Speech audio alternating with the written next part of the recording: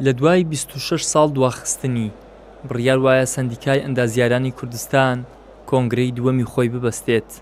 لە ئێستاشدا وەک ئامادەکاری بۆ کۆنگرە کۆنفرانسی ناوچەیی بەڕێوە دەبات.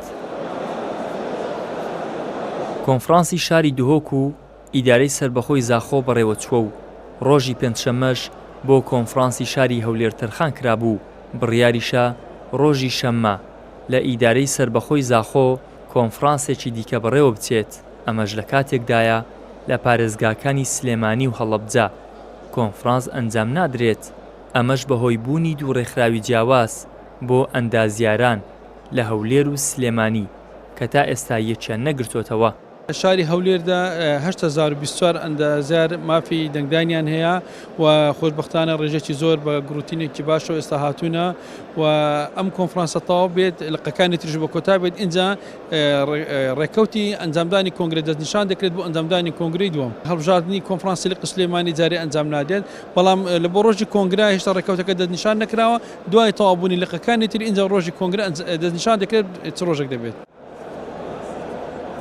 بەشێکی زۆر لە ئەندازیاران بەهۆی بەسەرچوونی ناسنامەکانیانەوە نەیانتوانی بەشداری هەڵبژاردنەکە بکەن. ئەمەش هۆکاری ئەو ماوە درێژەیە کە کۆنگرەی ئەندازیارانی تێدا ئەنجام نەدراوە. لەلایەکی تریش سەندیکاکە لەو ماوەیە کەمترین کاری بۆ ئەندازیاران بەڕێ کردووە.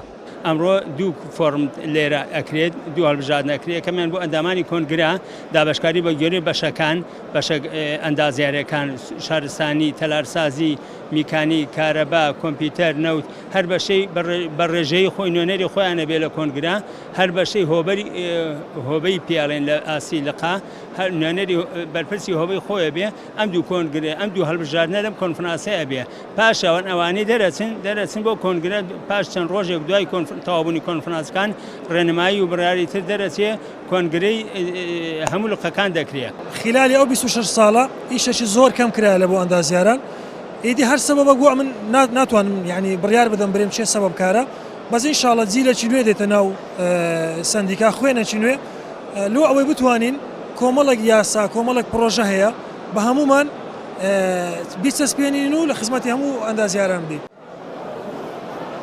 هەر یەکە لایەکەتی ئەندازیاران و سەندیکای ئەندازیاران لە هەوڵی ئەوەدا بوون لە نێوان ساڵی 2023 و 2024 کۆنگرەی هاوبەشی ئەندازیاران بەیەکەوە ئەنجام بدەن، بەڵام بەهۆی دەستێوەردانی حیزبیەوە هەوڵەکان سەرکەوتوو نەبوون. ئیدریس محەممەد، کەناڵی ئاسمانی پەیام، هەولێر.